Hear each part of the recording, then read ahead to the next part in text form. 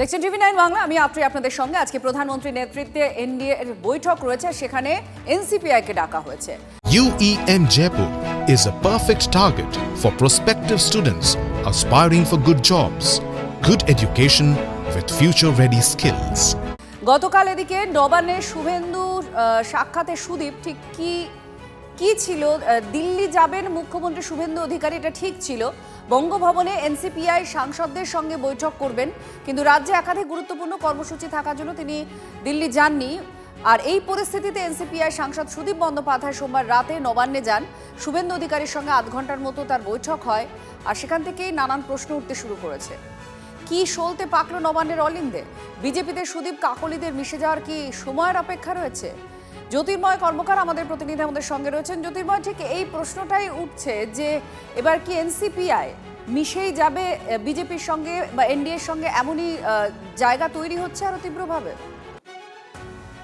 দেখো, এখনই সেই সম্ভাবনা খুব একটা নেই, যদিও এনসিপিআই এর কয়েকজন সাংসদ তারা ক্যামেরার আড়ালে দাবি করছেন যে তাদের আশ্বাস দেওয়া হয়েছে যে তারা আগামী দিনে বিজেপিতে যোগদান করার সুযোগ পাবে।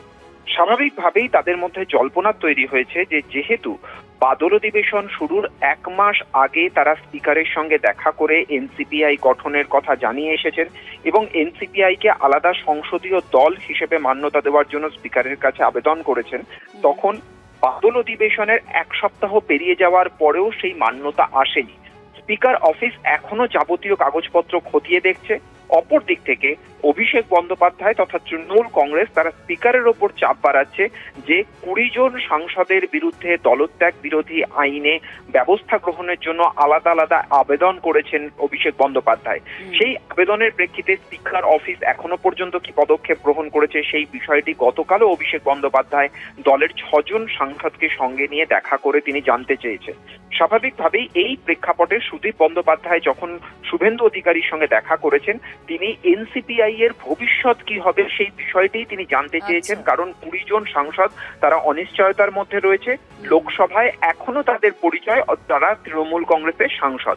স্বাভাবিকভাবেই সুদীপ বন্দ্যোপাধ্যায় কোনো দিশা পেয়েছেন কিনা সে নিয়ে একটা প্রশ্ন থেকেই যাচ্ছে। আর আজকে যেহেতু এনডিএর বৈঠকে 20 জন সাংসদ তারা যোগদান করবেন, সেখানে বিজেপি সিনিয়র নেতৃত্ব এনসিপিআই সাংসদদের কিছু বলেন কিনা আমাদের নজর সেদিকেও থাকবে। ধন্যবাদ জ্যোতির্ময়। কোনো গুরুত্ব নেই, না মুখ্যমন্ত্রীর গুরুত্ব আছে, না মুখ্যমন্ত্রী তো এখানে ওখানে দৌড়ে বেড়াচ্ছে আর সাম্প্রদায়িক কথাবার্তা বলছে। ও মিটিং করে কি করবে? কালকে 1টার সময় আছে বঙ্গভবনে, সেটার সিএম এবং আমার ধারণা আমাদের সব আমাদের এমপিদের সঙ্গে বসবে। বিষয়টা তখনই জানতে পারবো না, যাদের কিছু ক্লারিফিকেশন আছে বা কেউ কিছু জানতে চায় বা কারো কিছু বক্তব্য আছে কি না, যে বিষয়ে বলা যেত না সেগুলো তো এখানে বলতে পারবে সবাই।